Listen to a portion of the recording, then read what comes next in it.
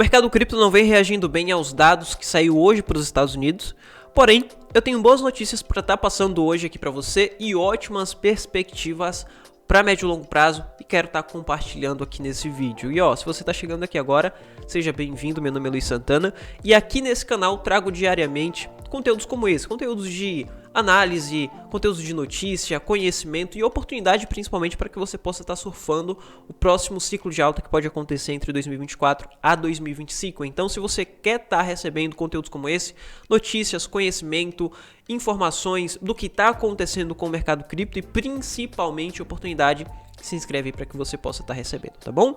Sem perder mais tempo, vamos ver o que está acontecendo aqui com todo o mercado, tá? O mercado tradicional acaba refletindo no mercado cripto e o mercado cripto não recebeu muito bem os dados que saiu hoje para os Estados Unidos, porém, a gente tem boas notícias e boas perspectivas para médio e longo prazo. O que está acontecendo agora é curtíssimo prazo e ruído interno para o mercado cripto como um todo, tá? Então a gente vai ver o que está acontecendo aqui e onde que estão as oportunidades. Bom, já vindo aqui para o Bitcoin, pessoal, é crucial a gente estar observando o Bitcoin aqui em gráfico semanal. Ontem passei essa análise aqui para vocês e passei aqui sobre o que está acontecendo, o que pode acontecer aqui no Bitcoin observando o gráfico semanal. Não vai estar fora do normal se o Bitcoin der uma agulhada aqui nessa região de 25 mil dólares por unidade, porque essa é uma região de ombro, cabeça, ombro. Já tinha falado para vocês e aqui vai ter um pullback, vai ter um reteste. Bom, isso já passei, isso já falei diversas vezes, até mesmo antes de acontecer. Porém, com os dados macroeconômicos que saiu para os Estados Unidos hoje positivo, a gente tem ali mercado tradicional subindo um pouco enquanto o dólar está caindo, porém o Bitcoin não recebeu muito bem essa notícia e temos aqui algumas altcoins caindo. Falando em altcoin, a gente vai falar lá na frente sobre o XRP, que na minha opinião pode ter boas valorizações e boas oportunidades também, tá? Então assiste até o final, que lá no final a gente vai falar sobre essa oportunidade que pode surgir no XRP. Bom, voltando aqui para Bitcoin, pessoal, a gente tem aqui esse padrão, também falei sobre esse padrão ontem, todo mundo tá falando sobre esse padrão, porém é crucial a gente observar o que está acontecendo em mercado tradicional, porque vai afetar aqui no Bitcoin. Veja que nesse momento a gente tem uma resistência de curto prazo no Bitcoin aqui nessa região de 26.200. Isso porque foi uma região que foi utilizada como suporte, agora nesse momento, obviamente ele vai utilizar como resistência, porém após romper vai passar a ser um suporte, ou seja, aqui vai ser uma região de negociação muito forte, onde está gravado na memória do mercado, tá? Então essa é uma região muito importante para Bitcoin e os vendedores não vão querer perder essa região. Então aqui a gente tem um ponto de briga entre comprador e vendedor. Quando a gente vai observar mercado tradicional e buscar vestígios do que pode acontecer no Bitcoin e reflexos que pode acabar impactando no Bitcoin através de mercado tradicional, é crucial a gente observar que nesse momento a gente pode ter ali um período de lateralização, porque amanhã a gente vai ter a principal notícia do mês, que é a divulgação de taxa de juros. Será que o Federal Reserve vai pausar as taxas de juros, o aumento de taxa de juros, ou será que eles vão aumentar mais 0,25? Existe uma perspectiva de que eles pausem esse mês o aumento de taxa de juros, no qual vai ser muito bom. A gente vai ter uma reação muito positiva para mercado de alto risco. Enquanto isso, a gente vai ter divulgação de PPI, a gente vai ter divulgação aqui de projeção econômica, então a gente vai ter muitos dados para amanhã. E com isso a gente vai ter muita volatilidade também. Então, se você está tradando, muito cuidado aí nos trades. Pro dia de hoje, o que saiu pro dia de hoje foi a divulgação de CPI núcleo e CPI, o índice de preço para o consumidor. O índice de preço para o consumidor veio abaixo do esperado, que é muito bom, e mostra que existe uma possibilidade ainda maior do Federal Reserve amanhã pausar o aumento de taxa de juros, e com isso mostrando que a inflação está regredindo e está regredindo constantemente e bem abaixo nesse momento das taxas de juros. O que isso reflete cá em mercado de alto risco? Bom, a partir do momento que taxa de juros começa a cair, inflação começa a cair, passa a não ser viável ter todo o seu capital em renda fixa. Você vai ver a poupança começar a cair, você vai ver os investimentos de renda fixa, o investimento no próprio tesouro começar a não entregar um resultado tão satisfatório. E quando você vai observar quem move o mercado, você vai ver que quem move o mercado são os fundos de investimentos e os bancos. E esses fundos de investimentos e bancos trabalham para pessoas. Não é um fundo onde uma única pessoa vai ser ou vai ganhar com aquele movimento em específico, onde eles podem aportar onde quiser. Não é assim que funciona. Esses bancos e fundos de investimento precisam entregar retorno para os seus clientes ou para os seus potenciais clientes. Com isso, eles precisam aportar parte desse dinheiro, parte de todo esse capital em renda variável para que eles consigam ter parte do seu patrimônio, do seu capital aportado em segurança e outro em renda variável com um potencial lucro para que possa entregar para os seus clientes. Então, quando a gente vê inflação caindo, a gente vê taxa de juros caindo, a gente vê, consequentemente, dinheiro sendo migrado para alto risco, para renda variável. Com isso, a gente vê o mercado de renda variável passando a subir. Por isso que é muito importante a gente estar acompanhando esses dados. E digo mais, no primeiro decréscimo do Federal Reserve, que pode acontecer no final do ano, a gente pode ver uma valorização de 10 a 20% no mesmo mês que o Federal Reserve começar a diminuir as taxas de juros. A gente pode ver isso acontecendo no final do ano e é por isso que eu acredito que a partir do final do ano o mercado pode começar a subir de uma forma mais agressiva, porque a gente vai ver o início do decréscimo das taxas de juros para os Estados Unidos. Então, quando isso acontecer, a gente pode ver o início do ciclo de alta, que na minha opinião pode começar a partir do final desse ano. Então fique atento aí, porque você tem pouco tempo para estar montando sua carteira. Aí você vai falar assim para mim: ah, Luiz, mas tem gente falando que nesse momento a gente tem dados mostrando que o mercado está no mesmo período que 2009, por exemplo, depois ou durante a grande crise lá do subprime. Bom, isso é interessante estar observando, tá? E é uma observação muito importante e boa, tá? Muita gente fala que essa é uma observação ruim, mas não é. Quando você vai ver os dados de 2009, por exemplo, que foram dados negativos, e você vai comparar com o que está acontecendo atualmente, alguns dados confluem com 2009, não significa que a gente está iniciando uma recessão, mas o contrário, talvez saindo dela. Ou seja, a gente tinha formação de fundo, a gente não tinha início de recessão, a gente tinha recessão encontrando fundo para iniciar uma recuperação. Então, a observação deve ser o contrário, não deve ser observado como uma forma ruim, mas sim um comparativo bom, mostrando que nesse momento a gente não está em pré-recessão, mas sim com dados mostrando que a gente tem a mesma característica que formação de fundo em 2019. Ah, Luiz, mas como eu posso observar isso? Bom, você pega aqui, por exemplo, o gráfico de Dow Jones e vai observar lá do final de 2008 para 2009, você vai ver que nesse mesmo período o mercado ele não estava iniciando uma recessão, mas sim finalizando, saindo de uma recessão e iniciando uma recuperação. Por exemplo, aqui a gente tem 2008. Período de recessão, a gente vai ver o início daqueles dados ruins, dados negativos, aumento de inflação, aumento de taxa de juros, até chegar aqui no pico ou no fundo. A gente vai ter pico em dados negativos e formação de fundo aqui em 2009. Com isso, a gente vai ter ali um extremo nos dados negativos e um extremo aqui no gráfico também, no qual a gente chama de capitulação. Com isso, a gente inicia uma recuperação, tá, pessoal? Então, quando a gente compara 2009 com o período atual, com os dados atuais, e vê que estão parecidos, não significa que é algo ruim, porque 2009 foi o início de uma recuperação. Então, o que a gente pode estar passando é o que a gente passou em 2009, início de uma recuperação, e na minha opinião, é isso que está acontecendo, tá? A gente está iniciando uma recuperação para ver de novo o mercado voltar a um grande ciclo de alta, no qual o Federal Reserve, ele gera problemas com a solução. Como que seria isso? A gente tem a solução de um problema atual, por exemplo, a dívida dos Estados Unidos, o teto de dívidas dos Estados Unidos. A gente teve ou vai ter um estímulo com o aumento do teto de dívidas até 2025. Essa foi uma solução, porém essa solução vai gerar um problema lá na frente. E com esse problema, a gente vai ter o estouro da bolha, ciclo de baixa.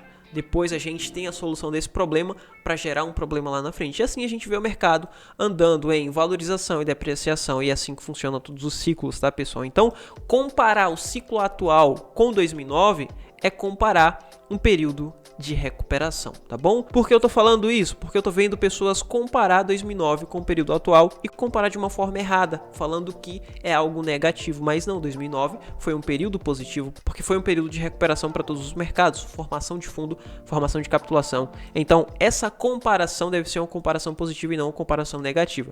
Existe a possibilidade do mercado cair mais, do Bitcoin cair mais? Sim, existe sim a possibilidade do Bitcoin cair mais, principalmente se o Bitcoin romper essa região aqui de 25 mil dólares por unidade. Se ele romper, ele pode dar uma agulhada em 23, 24, falei sobre isso ontem para vocês.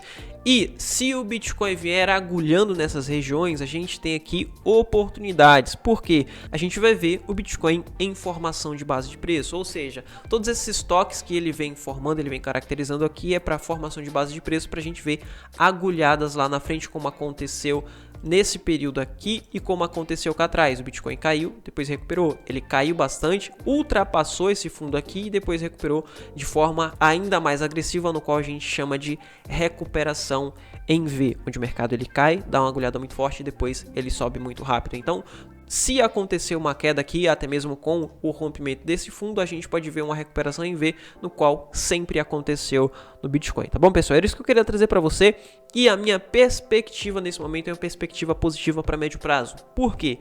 Porque nesse momento a gente já está vendo tudo se encaminhar, tudo se encaixar para 2009, período de recuperação, no qual a gente vê o mercado se encaminhando para uma pausa nas taxas de juros, inflação regredindo, com possibilidade de no final do ano a gente ver decréscimo nas taxas de juros. Taxa de juros caindo, investidores ou grandes investidores precisam migrar para alto risco. Alto risco a gente vai ver ação, índice e criptomoedas começando a subir porque dinheiro começa a entrar no mercado. Ah, Luiz, mas você está falando isso, porém existe a possibilidade do tesouro despejar título no mercado e sugar a liquidez do mercado. Sim, isso pode acontecer, porém o que não estão te falando é que esses títulos são títulos de curto prazo, ou seja, eu estou falando aqui de 2024, início de 2024, final desse ano. O que acontece agora é ruído, é algo para curto prazo. A gente está falando aqui em montagem de carteira para aproveitar um ciclo de alta em 2024, início de 2024, onde conflui ali também com o halving do Bitcoin. E eu venho falando sobre halving do Bitcoin, e se você não sabe o que é o halving do Bitcoin, deixa aqui nos comentários, que se tiver pessoas o suficiente que não sabe o que é o halving do Bitcoin, que eu venho falando aqui com frequência, e que muita gente está falando, eu vou fazer um vídeo falando sobre o halving do Bitcoin, o que é e como impacta no Bitcoin, tá? Então deixa aqui nos comentários que eu vou fazer um vídeo específico sobre o halving do Bitcoin. E enfim, para Bitcoin é isso, essas análises eu venho trazendo para vocês desde o início dessas formações cá atrás, tá? Então não tá nada fora do normal. E uma observação principal nesse momento é dólar, no qual existe a possibilidade de cair um pouco mais, até 50% a meio onde FIBO para o dia de amanhã, onde pode impulsionar o ouro, tá? Nesse momento a gente tem o ouro caindo, porque nesse momento a gente não tem ali de fato saindo as taxas de juros, ainda é perspectiva de pausa nas taxas de juros, a gente não tem a pausa de fato, o ato consumado, e isso vai acontecer amanhã, tá? A partir da manhã a gente pode ver o ouro subindo um pouco mais, chegando aqui até essa região de 1977 dólares por onça, tá bom? Vindo aqui para altcoin, no qual eu falei para vocês que ia comentar sobre o XRP, na minha opinião, pessoal, existe a possibilidade, ou uma possibilidade muito grande do XRP ter uma bela de uma valorização após o rompimento de 55 centavos de dólar. Falei diversas vezes aqui para vocês sobre essa perspectiva de rompimento de 55 centavos de dólar e o que pode acontecer após o rompimento. Não saia comprando agora porque ainda não rompeu. Eu falo sobre essa possível perspectiva, sobre a perspectiva de valorização, porém após o rompimento. O que seria esse rompimento? Seria a partir do momento que o preço ultrapassar? Não. É a partir do momento que o preço conseguir fechar um diário acima. Por que um diário acima, Luiz? Isso entra em conceito. Qual que é o conceito por trás de um rompimento? Veja aqui, nesse momento cá atrás ele conseguiu ultrapassar, chegou até 55,83 e voltou. Ele tocou aqui em 55 e voltou. Aqui é a mesma coisa, em diversas vezes ele conseguiu ultrapassar e voltou.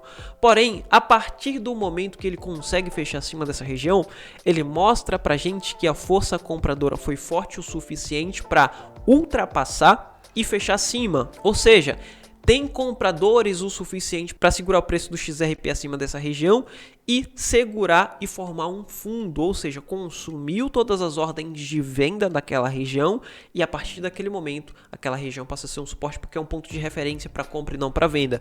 E a referência para venda vai ser em picos anteriores ou topos anteriores ou resistências anteriores, como por exemplo a região de 88 centavos de dólar, que vai passar a ser uma referência para venda. A partir do rompimento dessa região, a referência para venda vai estar muito acima, vai estar em 88 centavos de dólar. Por isso que eu acredito que a partir do rompimento dessa região a gente vai ter ótimas oportunidades. Porém, a partir do rompimento, como eu havia dito para vocês, tá?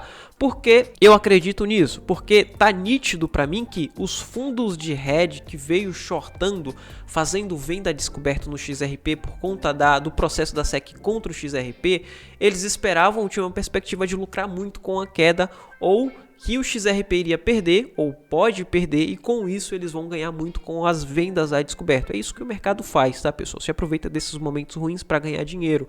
Porém, nesse período, em março de 2022 ao período atual, que a gente tem uma lateralização.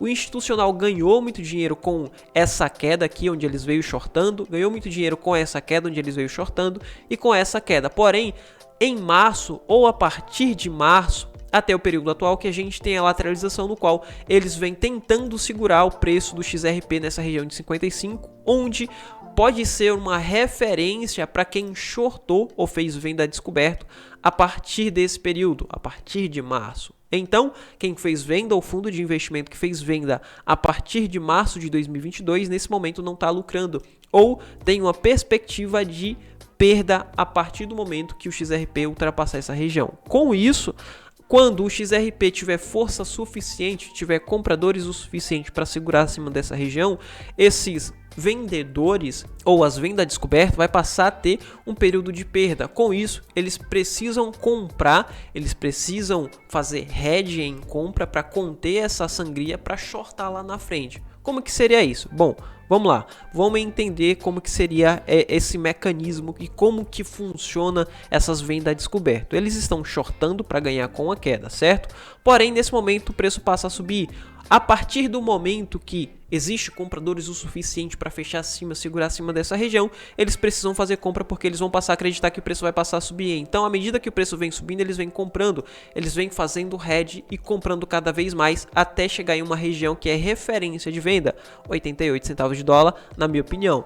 Com isso, a partir do momento que toca nessa referência de venda, todo esse lucro que eles fizeram aqui com as compras de XRP, eles utilizam para baixar preço médio ou para subir preço médio do seu short, da sua venda descoberta. E com isso a gente vê uma pressão vendedora muito grande com o próprio lucro das compras. Ou seja, chegou nessa região, a gente pode ver uma queda bem agressiva para o token XRP. Ele toca lá em cima e depois volta logo em seguida. Isso já aconteceu em diversos momentos cá atrás e acontece sempre no mercado cripto, principalmente por ser um mercado muito volátil. Ou seja, veja que nesse momento a gente teve isso acontecendo, uma pressão compradora muito grande, vindo até mesmo das pessoas que estão shortando, vendendo a descoberto. Quando chega lá em cima em uma referência de venda, eles simplesmente vendem bastante, vendem com muita força, porque é venda com o próprio lucro que eles obtiveram com a alta. Com isso, eles sobem o preço médio da sua venda a descoberto, lembrando, venda a descoberto, tá? Então, não existe um stop necessariamente. Então, eles podem ir subindo, fazendo o preço médio infinitamente, até chegar em uma região de venda, e eles simplesmente despejam aqui com vendas, com mais pressão vendedora, e o preço simplesmente despenca. E na minha opinião é a mesma coisa que tá para acontecer aqui no XRP acima dessa região de 55 centavos de dólar, tá, pessoal? Então, na minha opinião, é esse o conceito e é isso que pode acontecer aqui com o XRP, principalmente com essa pressão compradora que surgiu hoje e do nada eles despejaram fazendo ou tentando segurar o XRP. Eles não conseguiram, ou eles estão tentando segurar o XRP aqui nessa região, porque eles sabem que se perder, a gente vai ter uma pressão compradora muito forte. Então, por isso que a gente viu o XRP dando uma agulhada lá em cima em 56 e depois devolvendo tudo e até mesmo no negativo nesse momento, porque eles estão tentando segurar o XRP abaixo dessa região. E para mim, tá muito nítido o que tá acontecendo aqui no XRP, tá bom? Enfim, era isso que eu queria trazer para você, para o vídeo não ficar mais longo. É só XRP e Bitcoin hoje. Amanhã a gente fala um pouco mais sobre token de inteligência artificial, a gente fala sobre Ethereum, Matic e mais altcoins, tá? E deixa aí nos comentários qual altcoin você quer que eu analise e traga aqui no canal, tá bom? Vou ficando por aqui, te vejo no próximo vídeo. Fui.